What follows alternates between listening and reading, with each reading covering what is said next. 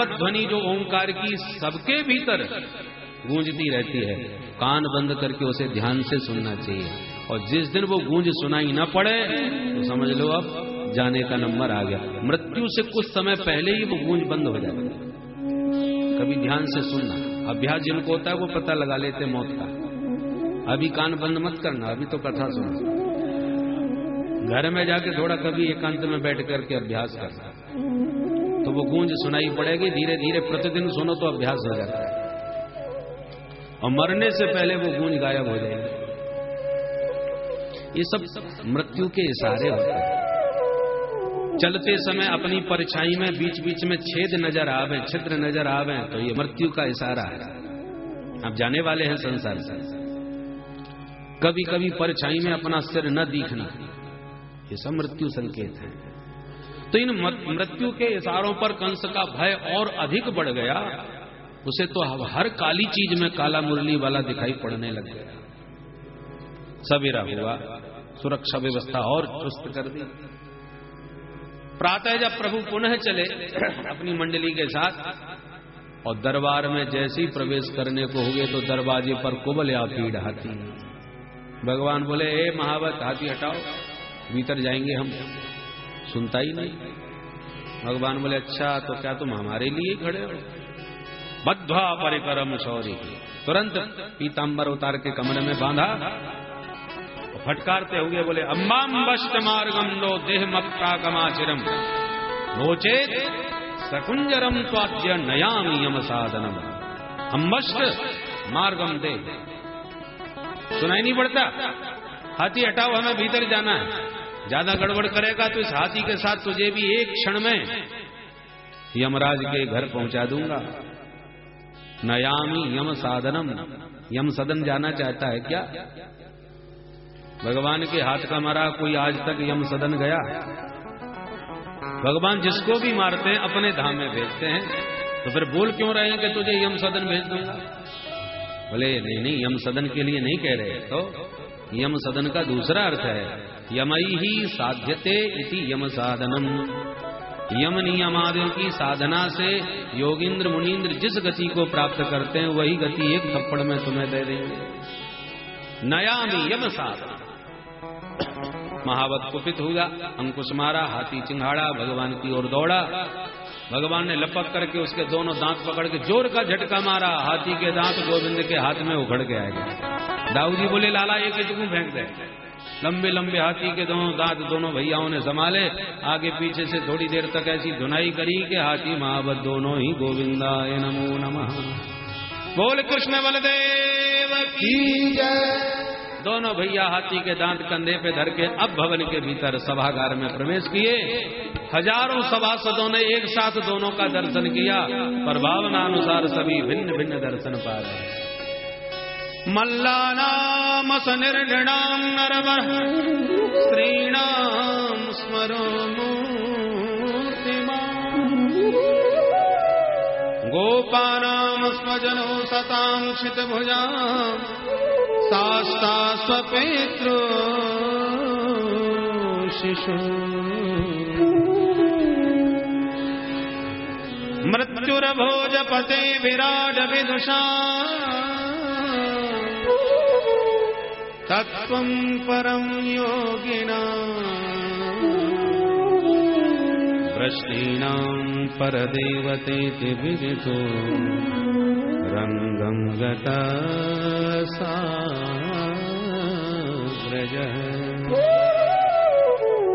अग्रजः बलदेवेन सह रंगम गतः। दाऊ दादा के साथ जब रंगभूमि में प्रवेश किया, मल्लानाम असनी, असनी माने वज्र। पहलवानों ने जब प्रभु को देखा तो ऐसा लगा जैसे वज्र ही बालक बनकर के सामने आ खड़ा हो। इतने कठोर दिखाई पड़ रहे थे। परंतु निर्णाम नरवर, जितने भी सामान्य जन बैठे थे वो कहते हैं नरेशु वरः श्रेष्ठः। इनसे सुंदर संसार में कोई दूसरा पुरुष हो ही नहीं सकता। नरवर सर्वोत्तम महापुरुष है। पर स्त्रियों की जब दृष्टि पड़ी तो स्त्रीणाम स्मरो मूर्तिमान, मूर्तिमान स्मर, स्मर माने काम दे। ऐसा लगता है जैसे मूर्तिमंत अनंग ही अंग धारण करके सुंदर सांवला स्वरूप बना करके आ गया हो। देखो श्रृंगार आदि नवरस साहित्य में होते हैं। सुखदेव बाबा इस एक श्लोक में सारे रस एक साथ प्रकट कर रहे हैं, क्योंकि रसो वैसा है, सारे रस इन्हीं से उद्भूत हैं। मल्लानाम असनि, पहलवानों को वज्र, यह है रौद्र रस। नृणाम नरवरः, यह है अद्भुत रस। स्त्रीणाम स्मरो मूर्तिमान, यह है श्रृंगार रस। गोपानाम स्वजनः, ग्वाल वालों ने जब देखा अरे अपनों कन्हैया आ गया, कन्हैया आ गया, दौड़ करके सब मिलन लगे प्रेम से। यहां दो रस है, हास्य रस और सख्य रस। सभी सखा मिल रहे हैं कन्हैया के। पर क्षित भुजाम सास्ता, असताम क्षित भुजाम सास्ता। दुष्ट प्रकृति के जो राजा हैं, जो कंस के रिश्तेदार आए हुए हैं, उन्होंने जब प्रभु का दर्शन किया तो सास्ता, हाथ में जो दांत लिए हैं हाथी का, सबको ऐसा लगता है जैसे यही दंड पाणी है, सबके ऊपर दंड धारक न्यायाधीश। जो गड़बड़ करेगा उसी के माथे पर यह डंडा पड़ेगा। यह है वीर रस। स्वपित्रो शिशु, नंद बाबा जब देख रहे हैं तो उन्हें अपना नन्हा सा लाला ही दिख रहा है।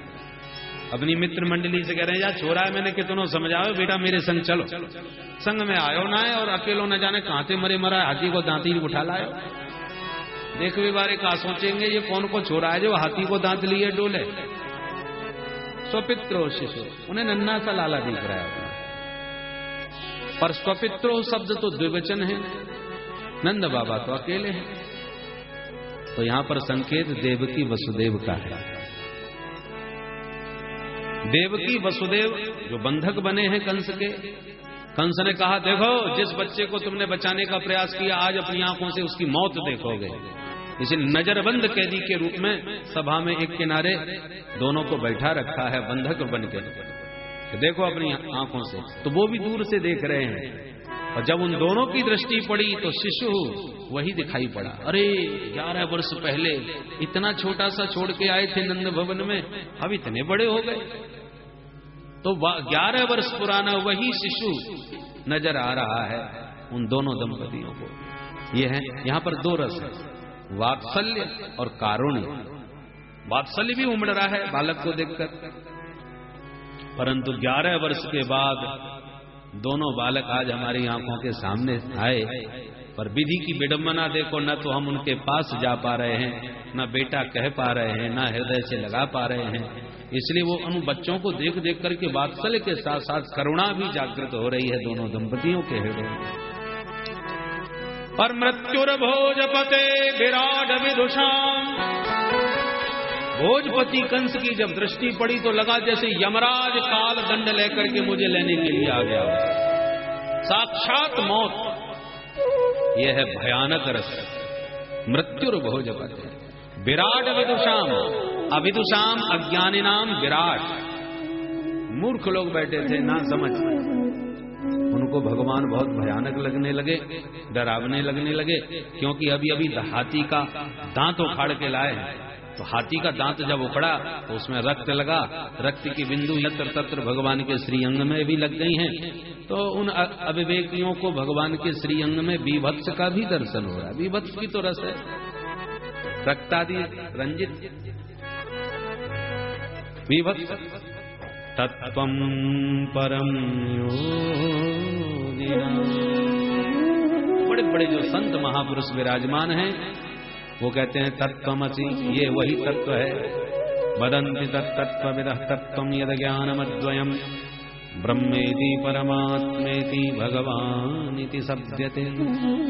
कृष्णात् परम किमपि तत्त्वमहं न जाने, तत्त्वं परम योगिना। श्री कृष्ण ही परम तत्व है, इनके अतिरिक्त कोई और नहीं। यह है शांत रस योगियों का। पर वृष्णीनाम पर देवता, वृष्णवंशी यदवंशी जो बैठे हुए हैं वो भगवान से अपना अपना नाता निकाल रहे हैं। ये मेरा भतीजा है, कोई कहता मेरा भांजा है, आदि आदि। ये भक्ति रस है। जिसमें भगवान से विविध नाते भक्त लोग जोड़ते हैं। तो ही मोहि नाते अनेक मानी, ये जो भाव है, भक्त भगवान से कुछ भी नाता बना सकता है, पर भगवान से संबंध अवश्य होना चाहिए। एक बात बताएं, इतने लोग आते हैं जाते हैं मिलते हैं, हम सबको देखते हैं, और कोई भी याद नहीं रहता।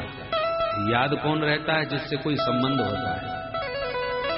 संबंध कुछ भी हो सकता है। यदि आपसे हमारा प्रेम हो गया तो आपकी याद आएगी, नहीं तो क्यों? अरे प्रेम ना भी हो, बैठते समय धक्का मुक्की हो गई, चल उधर हट, आगे पीछे पीछे आते हो और आगे आगे बैठ कर हट जाओ, धक्का मुक्की भी हो गई तो तनातनी हो गई, उसको नहीं भूलेंगे हम। तो इसने धक्का मार दिया, ऐसे बोला हमको। प्रेम ना हो गए तो बैरी हो जाए। प्रेमी जितना याद आता है तो बैरी कोई कम याद नहीं आता, बैरी की भी बहुत याद आती है। और दुश्मनी ने पक्की हो तो ज्यादा याद आएगी।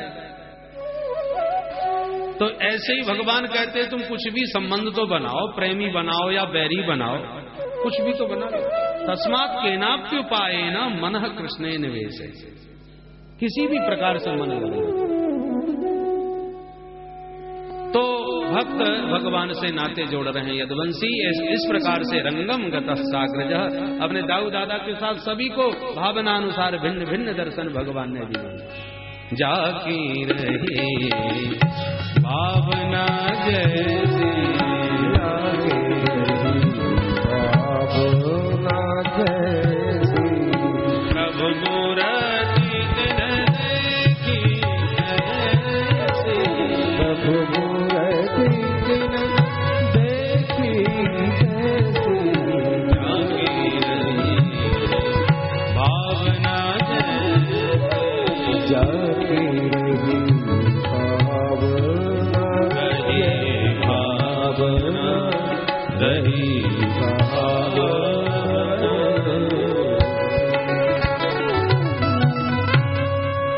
चाणूर नाम का दैत्य एकदम सभा से खड़ा हुआ और भगवान से आके ताल ठोक करके बोला, हे नंद सुनु हे रामा भवन्तौ वीर सम्मतौ।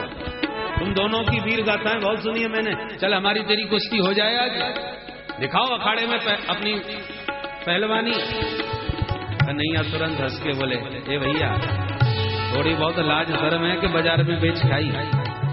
बाला वयम तुल्य बलई क्रीडश्यामो यथोचितम, बच्चे हैं तो बच्चों से लड़ेंगे, तेरे जैसे पहाड़ से कौन लड़ेगा? जोड़ीदार निकाल कोई, दिखा देंगे दो दो हाथ। चाणूर बोला, बातें बना रहे हो? न बालो न किशोरस्त्वम बलश्च बलनाम बरह, लील ये भो हतो ये न सहस्रद्विप सत्ववृत्त। खेली खेल में कुंवल या पीड़ को मार के दांतों काट दिया, फिर भी अपने को बच्चा बचाता है। कन्हैया बोले, तो फिर आई जा मैदान में, कूद पड़े अखाड़े में। हस्ताभ्याम हस्तयोर वध्वा पदभ्याम पादयोर, हो गई कुश्ती चालू। बलेन सह मुष्टिका, मुष्टिकासुर बलराम जी के साथ भिड़ गया। भगवान ने थोड़ी देर तक तो खेल खेला। चाणूर ने कंस के सारे पर भगवान की छाती में एक मुक्का मार दिया। भगवान बोले, मुक्का मारा है तो चांटा भी चाट। घुमा करके एक चांटा मारा तो एक चांटे में चारों कोने चित्त गिरा। चाणूर चकनाचूर होके चटनी चाट गया। बोले, चाणूर मर्दन भगवान की जय। दाऊ दादा ने घुमा करके मुष्टिका जमाई तो मुष्टिका सुर भी गोविंदाय नमो नमः। सल तो सलाए, उनको भी ठिकाने लगाए। दो मुक्के में कूट को भी कूट डाला। शेषा प्रद्रुभु मल्ला सर्वे प्राण परिसवा। बचे खुचे छोटे मोटे पहलवान पतली गली से भागते नजर आए। ब्रजवासी जय जयकार करने लग गए, बोल कृष्ण बलदेव की जय। कंस तो पागल हो गया, यह दृश्य देखकर चिल्लाने लग गया, बंदी बना लो इन दोनों बालकों को, जिंदा न जाने पाए। आज अपने हाथ से इन्हें मारूंगा, इनके बाप को मारूंगा, अपने भी बाप को मार डालूंगा। भगवान समझ गए इसका बैलेंस बिगड़ गया। हे ब्रजवासियों, जय जयकार बहुत है कि अब एक हाई जंप और देखो मेरी। एक छलांग मारी और कंस के सिंहासन पर, और दौड़ करके सिंहासन पकड़ लिया कंस की टुटिया। सग्रह्य के से सुचलत किरीटम निपात्य रंगो पर तुंग मंचा। केस पकड़ के घुमा करके हिला करके मैं देवकी मां का स्मरण दिला के एक झटका मारा, धड़ाम से कंस गिरा। कंस के प्राण गोविंदाय नमो नमः। बोल कंस मर्दन भगवान की जय। ऊंचे सिंहासन से जब गिरा तो छाती पर कन्हैया और कूद पड़े, सो बचे खुचे प्राणी भी उसके बेचारे चले गए। कंस मरा, हाहाकार मचा। कंस के 8 भाई और थे, वो भी भगवान को मारने दौड़ पड़े। दाऊ दादा ने हाथी के दोनों दांत उठा करके 8 कंस के भाइयों को मौत की नींद सुलाई। कंस की पत्नी अस्थि प्राप्ति रोती चिल्लाती आई। भगवान ने उनको विविध भांति समझाई और नाना उग्रसेन तथा माता पिता देवकी वसुदेव तीनों को बंधन मुक्त करके मथुरा नरेश महाराज उग्रसेन को भगवान ने पुनः घोषित कर दिया। तो जितने यादव भाग गए थे कंस के आतंक से, उन्हें जब समाचार मिला कि पुनः महाराज उग्रसेन की धर्म सत्ता आ गई है, तो लौट करके सब वापस आए। और आने के बाद जब गोविंद की मुख छटा का दर्शन किया तो जितने बुढ़े हो गए थे वो वापस दोबारा जवान हो गए। जितने बेचारे घास खा खा के कमजोर हो गए थे वो कन्हैया का मुख चंद्र देखते ही हृष्ट पुष्ट तंदुरुस्त पहलवान हो गए। ये भगवान की रूप माधुरी का चमत्कार। युवानौति बलौ जसः पिबन्त क्षैर मुकुंदस्य मुखाम्बुज सुधाम्बुः। अब भगवान ने एकांत में नंद बाबा को प्रणाम करके समझाया, बाबा सपिता साच जननी यो पुष्णीतां स्वपुत्रवती। आपने अद्भुत वात्सल्य हमको प्रदान किया जो अविस्मरणीय है। सच्चे माता पिता तो वही हैं जो लालन पालन करें। बाबा कुछ दायित्व जो कंधों पर आ गए हैं, आपकी आज्ञा हो तो उसका हमें निर्वाह करूं और पुनः आकर के आपके दर्शन करूंगा। तब तक जैसे बने आप मैया को समझाना। विविध भांति सांत्वना प्रदान करी। नंद बाबा शास्त्रकंठ कृष्ण बलराम को वसुदेव के हाथ समर्पित करके चल दिए। पूरयन अश्वभिर्नेत्रे सह गोपैर ब्रजम वृंदावन आ गए। गर्गाचार्य जी ने शुभ घड़ी में यज्ञोपवीत संस्कार दोनों का करवाया और पढ़ने के लिए अवंतिकापुरी दोनों को भेजे। सांदीपनी मुनि महाराज के यहाँ गुरुकुल में रह के विद्याध्ययन किए। सुदामा को परम घनिष्ठ अपना मित्र बनाए और गुरु दक्षिणा यमराज के घर से जाकर वापस ला करके गुरु माता की गोदी में बैठा दिया। ऐसी अलौकिक अद्भुत गुरु दक्षिणा भगवान ने प्रदान करी। बोल भक्तवत्सल भगवान की जय। लौट के पुनः भगवान मथुरा आए। 14 वर्ष फिर मथुरा में रहे, पर परसों की जगह बरसों में भी वृंदावन प्रभु का लौट के आना व्यवहार लीला पक्ष में नहीं हुआ। परंतु भगवान को मथुरा में एक बहुत अच्छे विद्वान मित्र मिले जो यदुवंशियों के प्रधानमंत्री हैं। सामान्य नहीं, अद्भुत देवगुरु बृहस्पति जी के कृपा पात्र शिष्य हैं और कन्हैया के बड़े घनिष्ठ मित्र हैं। वृष्णीनां प्रवरो मंत्री कृष्णस्य दयितः सखा शिष्यो बृहस्पते साक्षात् उद्धवो बुद्धिसत्तमः। परम विद्वान परंतु सिर्फ ज्ञानी है, और जो कोरा ज्ञानी होता है वो सनई सनई ज्ञानाभिमानी भी हो जाता है। इसलिए ज्ञान में भक्ति का पुट लगना परमावश्यक है, क्योंकि भक्ति से दैन्यता आती है, विनम्रता आती है। और जिस विद्या में विनम्रता ना हो, उत्तम विद्या क्या है? विद्या ददाति विनयम विनयादि पात्रतां पात्रतात् धनमाप्नोति धनात् धर्मं ततः सुखम। सच्ची विद्या वह है जिसे पाकर के विनम्रता जीवन में आवे।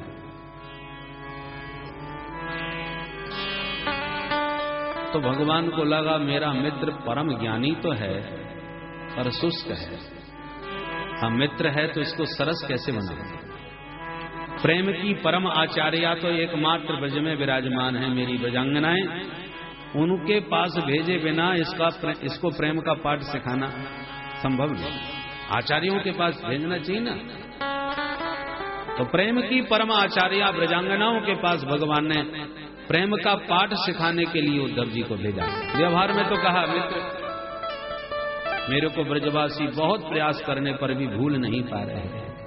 ऊधो मोहे ब्रज बिसरत ऊधो मोहे ब्रज बिसरत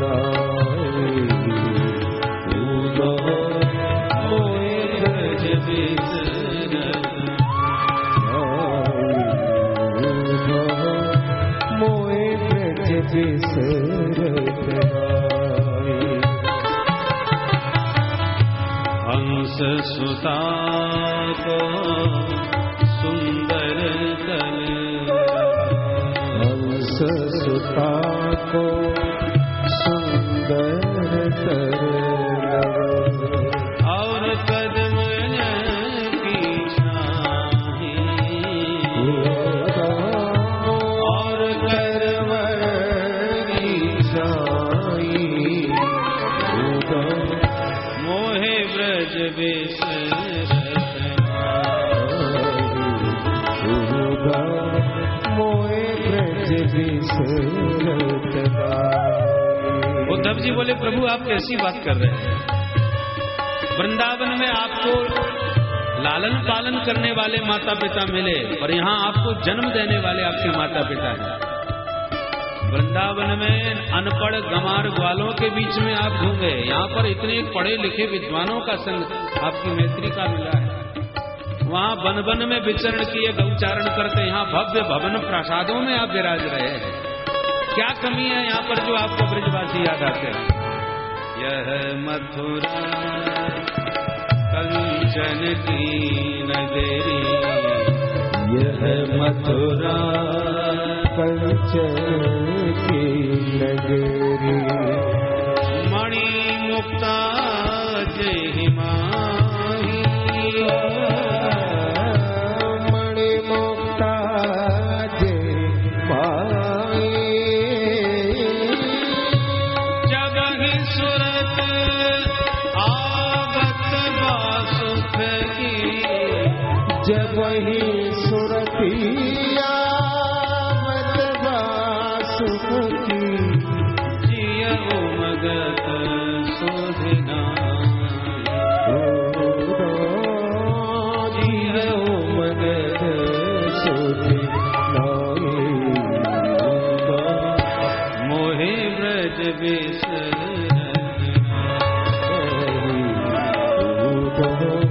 मोहे ब्रज बिसरत।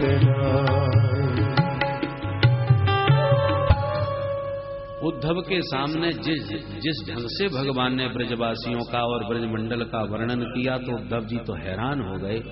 आखिर के उस ब्रज में ऐसी क्या विशेषता है जिसको प्रभु इतना डूब करके याद कर रहे हैं? भगवान बोले, मित्र अब एक ही समाधान मुझे समझ में आता है कि एक बार तुम ही चले जाओ वृंदावन। तुम बड़े विद्वान हो, उन भोले भाले ब्रजवासियों को कुछ ऐसा उपदेश दे करके आओ मित्र कि वो सब मुझे छोड़ करके ब्रह्म में स्थित हो जाएं, ब्रह्मानंद परिप्लुत हो जाए, और ये काम तुम्हारे अलावा दूसरा कोई नहीं कर सकता। गच्छोद्धव ब्रजम सौम्य पितरौर्नौ प्रीतिमावह, गोपीनां विदे मद वियोगाधि, मत संदेशै विमोचय। मेरा संदेश देकर उनके जैसा हो सके उनके कष्ट को दूर करो और उनका मन ब्रह्म में लगे। मैं उनको आश्वासन देके आया था परसों आने का, धारयत त्यतिकृत श्रेण। मैं जानता हूं उसी संदेश को धारण करके, उसी पर विश्वास करके अति कठिनाई से अपने प्राणों की वो रक्षा कर रही हूं। प्रत्यागमन संदेश, लौटने की आशा। उद्धव जी बोले, प्रभु यदि आपकी यह आज्ञा है तो मैं इसी क्षण और अभी जाता हूं। और जैसी चलने लगे भगवान ने तुरंत अपना पीतांबर उड़ा दिया। अरे ये प्रभु, ये आप क्या कर रहे हैं? भगवान उसको बोले कि इसको पहन के जाओ, परिचय नहीं देना पड़ेगा, सब आपको पहचान लेंगे कि तुम मेरे परम निकट हो, क्योंकि मेरे इस पीतांबर को सभी जानते हैं ब्रज में। जैसी प्रभु की इच्छा। कौतुक वसीभूत उद्धव जी चले और संधि वेला में सूर्यास्त के समय ब्रज में प्रवेश किया। जो ब्रज का दर्शन किया, भगवान को लगा पहली बार उद्धव जा रहा है, दिव्य वृंदावन का दर्शन करवा दूं। गाय रम्हा रही हैं, स्तनों में इतना दूध भरा है कि चल नहीं पा रही, बछड़े किलकारियां भर के उछल कूद कर रहे हैं, गोदोहन शब्द के रव से चारों दिशाएं गूंज रही हैं, तुलसी की पूजा हो रही है, दीपदान किया जा रहा है, अतिथि पूजन हो रहा है। इस प्रकार से दिव्य वृंदावन का दर्शन श्री उद्धव जी महाराज ने किया है। गोधूली वेला होने के कारण इतनी धूल गायों की उड़ रही है कि पूरा आकाश गोरज से आवृत हो रहा है। ऐसे वृंदावन में प्रवेश करके नंद द्वार पर रथ खड़ा किया और जैसे भीतर प्रवेश किया तो नंद बाबा की दृष्टि पड़ी। सांवले हैं उद्धव और पीतांबर कन्हैया का ही है, बिल्कुल कन्हैया जैसे लगे। और नंद बाबा की तो बूढ़ी आंखों में वही झांकी बसी हुई है। तो बात दौड़ पड़े, देखते ही दौड़ करके तुरंत उद्धव का आश्लेष किया, हृदय से लगाया। नंद प्रीत परिस्वज्य वासुदेव धिया, मानो वासुदेव मेरा आ गया। उसी भावना से नंद बाबा ने परिस्वज्य आश्लेष किया। जब उद्धव जी ने कहा, बाबा मैं कृष्ण सखा उद्धव आपको प्रणाम कर रहा हूं, तब बाबा सावधान हो। और कुछ भी हो, प्यारे की हर वस्तु प्यारी लगती है। कृष्ण ना सही, कृष्ण का मित्र ही सही। तो आज कृष्ण के मित्र से भी मिलकर के लगा जैसे कृष्ण ही मिल गया। बहुत दिनों के बाद कोई लाला का संदेश लेके आया है, इसलिए बड़ी उत्कंठा है सुनने जानने की, क्यों आया है। भीतर लाए, स्नान करा के भोजन आदि पवा करके सेवकों से चरण दबाए। और जब गतश्रमम परिप्रक्षत, जब एकदम थकान दूर हो गई, आराम से विश्राम किए, तो मैया बाबा दोनों आकर के पास में बैठे और चर्चाएं प्रारंभ हो गई। इधर उधर की कुशलता के प्रश्न किए। वसुदेव श्री हमारे मित्र वसुदेव और सारे यदुवंशी अब मथुरा में कुशल से तो है ना। उद्धव जी बोले, बाबा तुम्हारे कन्हैया ने सब पर कृपा कर दी। पता है कन्हैया ने जब से कंस को मारा है बाबा, तब से मथुरा में आनंद ही आनंद, धर्म की प्रतिष्ठा हो गई। नंद बाबा बोले, रहने दे उद्धव भैया, तू भी बाबरो बने। कन्हैया ने कंस को मार दियो। अरे वो पापी अपने पाप से ही मर गए। देख भैया, कन्हैया तो मेरो भोरो भार है, नेक सो कन्हैया। वो कहा मारे वो इतने बड़े राक्षस है। अरे वो तो अपने मामा मामा कह के अपने बड़े प्यार से मिलवे गयो मामा थे, पर वह पापी के मन में बाकी पेट में खोट थी। साधुओं से तो वो द्वेष करे, यदुवंशियों ने तो चुन चुन के बाने मार डाले। वो पाप का घड़ा उसका भर गया। कन्हैया के प्रति भी उसकी भावना ठीक ना आया थी। उसके मन में खोट थी, कन्हैया को मारे बे दौड़ो सो कन्हैया तो बच गए, और वो मोहड़े के भर गिर गए। ऊपर से धक्का खाए के कन्हैया गिर पड़ो, तो कन्हैया बाकी ऊपर गिर गए। तो सब कहने लगे कन्हैया ने मार दियो, कन्हैया ने मार दियो। अरे मेरो कन्हैया का मारे वो, बाकी पापन ने बाकू मार दिया। दिष्ट्या कंसो हतः पाप सानुगस्वेन पापमना, साधूनां धर्मशीलानां यदूनां द्वेष्य सदा। तो साधु संतों से द्वेष करे वो कैसे बच सकते।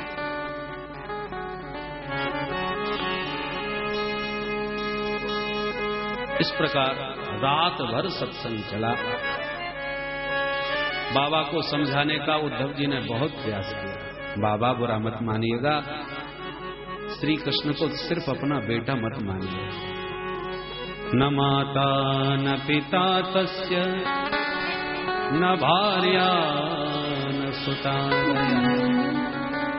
नात्मीयो न परश्चापि न देहो जन्मैव च। बाबा तुम्हारा कृष्ण अजन्मा है, उसका कोई माँ बाप नहीं, उसका कोई देह नहीं, वो तो सर्वथा निर्गुण है, निराकार है, निर्विशेष है, निरुपाधिक है। ये संसार में आप जो देख रहे हो बाबा, जहां तक दृष्टि जा रही है, जो दिखाई पड़ रहा है, जो सुनाई पड़ रहा है, जो हो चुका है, जो हो रहा है, जो होगा, ऐसी कोई वस्तु तीनों काल में नहीं जो तुम्हारे कृष्ण के बिना हो। सब में वही भरा है। दृष्टम श्रुतम भूत भवद भविष्यत् स्थाश्नुश्चरिष्णुर्महदल्पकं च विनाच्युताद् वस्तुतरां न वाच्यम् स एव सर्वं परमार्थभूत।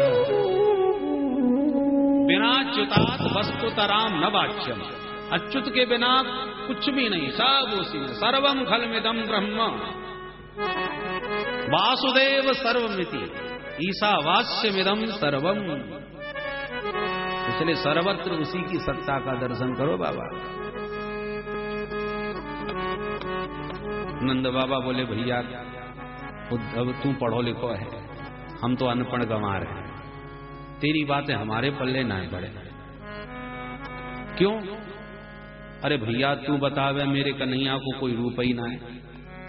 अरे बेटा जब रूप ही ना हो तो गोपियां दीवानी कैसे हो गई? तो गोपियां कन्हैया को कोई रूप ना है तो काय पे दीवानी भाई? यदि बाको कोई आकार ना है, प्रकार ना है, तो जसोदा ने या उखल में बाकू बांध कैसे दिए? मैंने बाकू स्वयं अपने हाथों से या आंगन में चलवो सिखायो है, अपनी गोदी में खिलायो है, और तू कहे वो बिना रूप को, बिना आकार को। अरे ऊपर नीचे छोड़ो, अपने भीतर देखो, हमारे भीतर भी पानी है। चित जल पावक गगन जनीरा। जल नहीं होता तो कैसे जिंदा होता है? भीतर पानी, नीचे पानी, ऊपर पानी, कहां नहीं है पानी? प्रवचन तो बिल्कुल सही है, गलत तो नहीं। तो क्या पानी का बोध हो जाने से प्यासा प्रसन्न हो जाएगा? कदापि नहीं। प्यासा फिर भी वो एक ही बात कहे, मुझे प्रवचन न दो पानी का, मुझे पानी दो। मेरी प्यास पानी पीने से बुझेगी, पानी के प्रवचन सुनने से नहीं, पानी का ज्ञान हो जाने से नहीं। तो ज्ञानी तो अपनी व्यापकता के बोध से संतुष्ट हो जाए, पर भक्त नहीं हो सकता। भक्त की नैनों में तो जो रूप माधुरी बसी है, उसी के दर्शन से उसकी प्यास बुझेगी। अखियां हरि दर्शन की प्यास, वो प्यास दर्शन के बिना कैसे बुझेगी? इसलिए खूब सत्संग चला रात भर। उद्धव को कहना पड़ा, वाह धन्य हैं आप दोनों। कब सवेरा हो गया पता ही नहीं चला। उद्धव जी संध्या बंदन करने यमुना नहाने गए, तब तक गोपियों को खबर लग गई। सभी गोपियां भाग दौड़ के आके रथ घेर के खड़ी हो गई। इतने में उद्धव जी स्नान करके आते दिखाई पड़े, दौड़ पड़ी सब गोपियां, घेर लिए उद्धव। हजारों प्रश्न कर डाले। एक कहती है मैं जान गई इसको। क्या जान गई? जानी मस्त्वाम यदुपते पार्षदम समुपागतम। ये उसी का पार्षद है। ये नहीं कह रही ब्रज वल्लभ, गोपी वल्लभ, राधा वल्लभ, ये सब नाम नहीं। यदुपते पार्षदम, यदुवंशियों का जो स्वामी बन के बैठ रहा है मथुरा में, उस यदुपति का ही भेजा हुआ तू पार्षद है ना। कटाक्ष है, व्यंग है कन्हैया के ऊपर गोपियों के शब्दों में। हर शब्द में व्यंजना झलक रही है। गोपियां कहती हैं क्योंकि अब कृष्ण का ब्रज से तो संबंध ही नहीं रहा। अब क्यों कहें गोपी वल्लभ या राधा वल्लभ या ब्रज वल्लभ। यदुपते पार्षदम, तू तो अब यदुपति का पार्षद है। यदुनाथ राजा बन गया ना मथुरा में जाकर के। जय जयकार चारों तरफ हो रही है, महलों में ठाठ से रह रहा है, तो अब ब्रज में क्यों आएगा? इतने वर्षों के बाद भी आया नहीं, पार्षद भेज दिया, बड़ा आदमी बन गया है ना मथुरा में जाकर। ये कटाक्ष है गोपियों को। एक बोली सखी ब्रज से तो ऐसे भागा जैसे जंगल में आग लगने पर सारे जानवर भाग जाते हैं, जलता हुआ छोड़कर। फिर तो सभी अपने अपने दृष्टांत देने के। हाँ बिल्कुल ठीक कहा सखी। ऐसे भागा जैसे फल रहित वृक्ष से पक्षी उड़ जाते हैं। जब तक फल रहा खूब माल खाया, फल नहीं रहे उड़ गए। एक बोली ऐसे भागा है जैसे धन रहित पुरुष को त्याग कर गणिका चली जाती है। जैसे भोजन करके अतिथि घर को छोड़ के चला जाता है, जैसे दक्षिणा लेके पंडित जी आशीर्वाद देके चले जाते हैं, जैसे अध्ययन करके विद्यार्थी गुरु जी को प्रणाम करके चले जाते हैं, जैसे उपपति जारपति स्त्री का भोग करके चला जाता है। और इस प्रकार न जाने कितने दृष्टांत दे डाले। इतने में एक बोली ऐसे गाया जैसे पुष्प का पराग लेके भौरा उड़ जाता है। और इतने में एक भ्रमर गुंजार करता, तोड़ी राग में गुनगुनाता और आ गया। और किशोरी जी के पाद पद्मों में विराजमान हो गया। भौरा तो अपनी मस्ती में अपनी गति से आया, परंतु कोजड़ को चैतन्य न कछु जानत बिरही जन। गोपियां तो उस भौरे से बातें करने लगी। हे भौरे, तुझे भी उसी ने भेजा है ना? हम सब जानती हैं काले जितने हैं सब कपटी होते हैं, तू भी उस कपटी का भेजा हुआ है। तेरे सारे लक्षण उससे मिलते जुलते हैं, इसलिए हमारे चरणों से हाथ मत लगा। गाने लगी, उसी से बातें करने लगी। इसी का नाम भ्रमर है। मधुपितव बंधो मास प्रशांति सपत्न्या, मधुपितव बंधो मास प्रशांति सपत्न्या, कुछ विलुलित माला कुंकुम स्मश्रुभे, कुछ विलुलित माला बहत मधुपति सम्मान लीला प्रसाद, बहत मधुपति सम्मान लीला प्रसादम, यदु सदसि विडम्बम यस्य दूतस्त्वमे, मधुपपितव बंधो मात्र शान्ति सपत्न्या, मधुपपितव बंधो, मधुपपितव बंधो, मधुपपितव बंधो। बहुत प्यारा ये गीत है। मधुप कितब बंधो, उसी कपटी का तू भेजा हुआ है। मधुप शब्द में भी व्यंग है। क्या?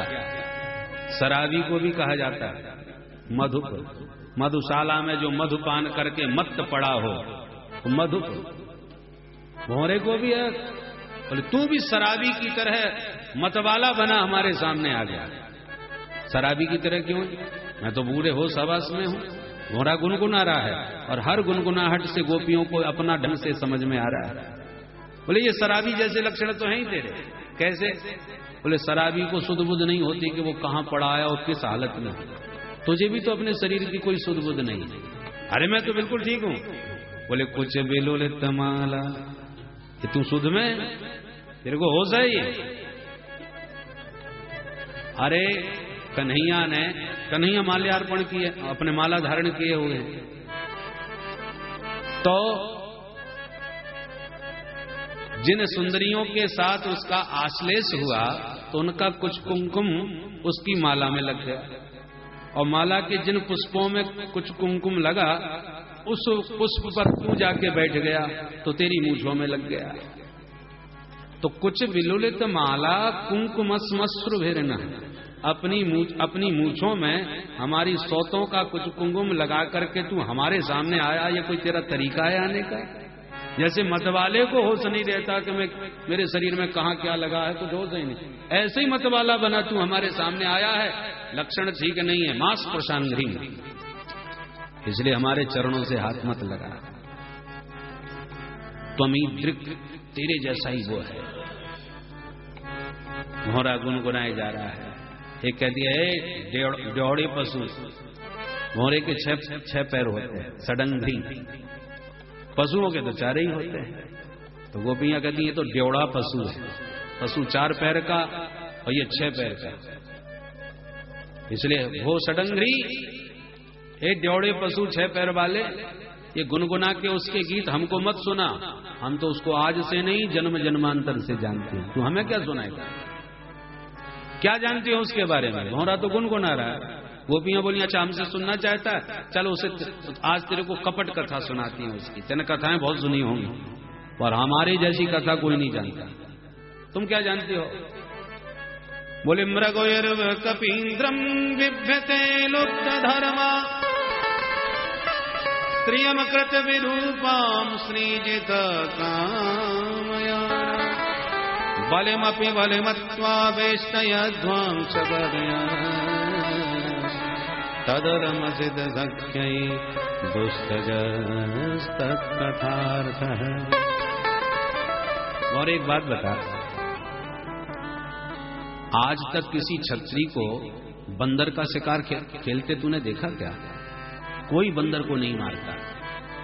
शेरों का शिकार करते हैं छत्री, बंदरों का नहीं। और इस काले कपटी ने पता है क्या किया? दो बंदरों में आपस में लड़ाई हो गई। बंदर तो रोज ही लड़ते रहते हैं, वो सगे भाई थे बेचारे लड़ बैठे। तो एक भाई को मित्र बनाया, दूसरे को बहेलिया की तरह शिकार करके मार डाला। बाली सुग्रीव को सखा बनाया, बाली को छुप के मारा। अरे अच्छे भले आदमी लड़ बैठते हैं, अच्छे पढ़े लिखे लोगों में झगड़े हो जाते हैं, तो बंदर आपस में लड़ बैठे कौन आश्चर्य की बात है? कोशिश करते मिलवाते दोनों भाइयों को, मिलवाना तो दूर रहा, एक को मित्र बनाया, दूसरे का शिकार कर डाला। खैर जाने दो। एक दूसरी गोपी बोली रहने दे उस बंदर को।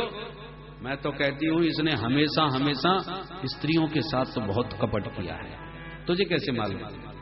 बोले स्त्रियं मकृत विरूपाम स्त्रीजितः कामयाना।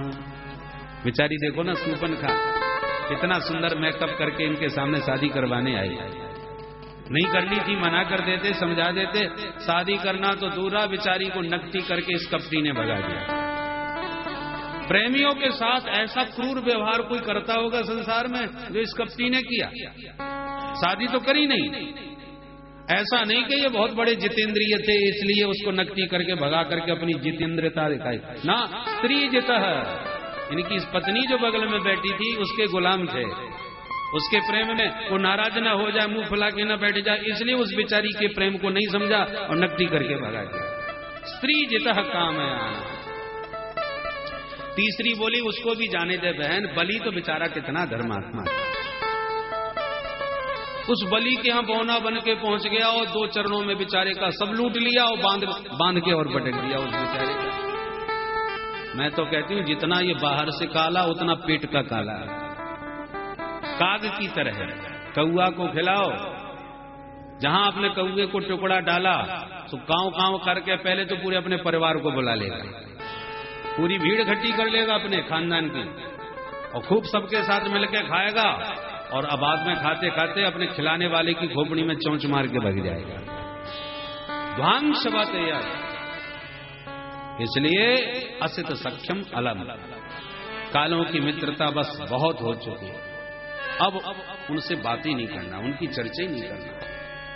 बहुरा गुनगुना रहा था तो एक गोपी बोली हमसे ये कह रहा है कि तुम एक तरफ कपटी कपटी कहे जा रही हो, दूसरी तरफ उन्हीं की चर्चा किए जा रही है।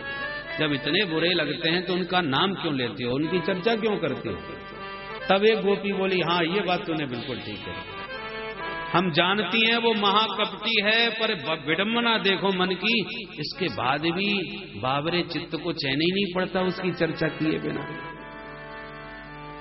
कितना भी कपटी हो, कैसा भी हो, और चैन तो उसकी चर्चा करके ही मिलता है।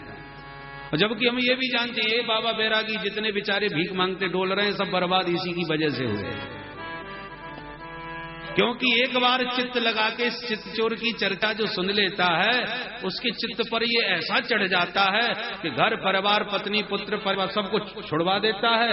और जब सबको छोड़ देता है तो बेचारे को भीख मांगना पड़ता है घर घर में, उन पक्षियों की तरह बावला बना डोलता रहता है।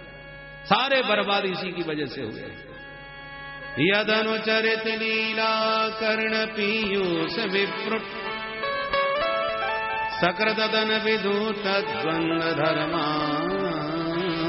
विनष्ट सपति गृह कुटुंबम दीनमुत्सृज्य दीना बहव इह विहंगा भिक्षुचर्यां चरन्ति।